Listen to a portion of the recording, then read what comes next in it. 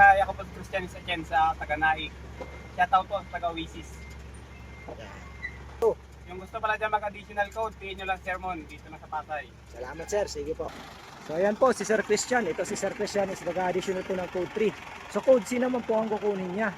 So sa code 3 po kasi kung nagpapansin nyo may dalawang code na po tayo. Hindi na tulad dati na pag may code 3 straight truck and bus pwede nang imaneho. Ngayon po hiniwalay na nila ng LTO.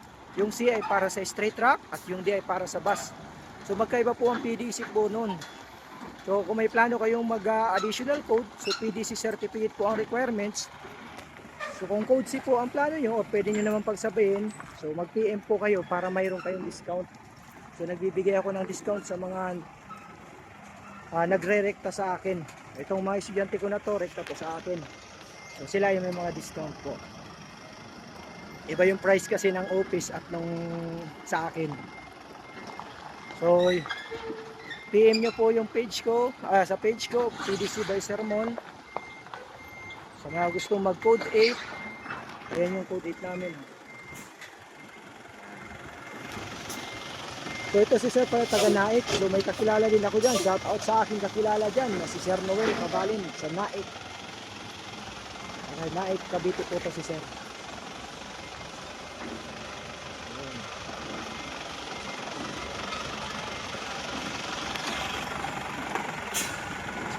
So shout out pala dyan sa aking mga estudyante at followers na patuloy na sumusuporta sa aking page. So congrats po sa mga nakakuha na ng lisensya na nagdaan ng PDC dito sa akin. So sa mga estudyante ko na patuloy na sumusuporta sa aking page, maraming salamat po.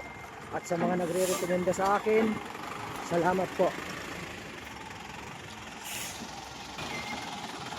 Ayan, parking yan si Sir.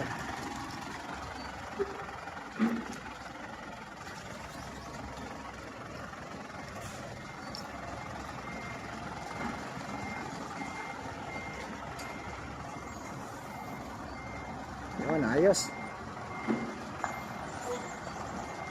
So yan po is 4 to ang gross weight niyan. So ibig sabihin pang code C talaga siya.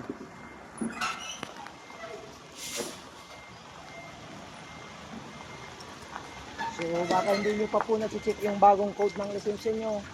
Yung likod ng lisensya nyo, doon nyo makikita po yun.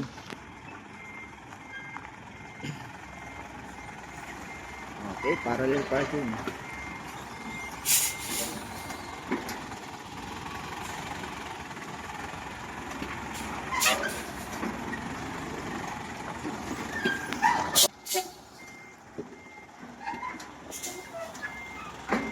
Parallel parking po ang ginagawa ni Sir.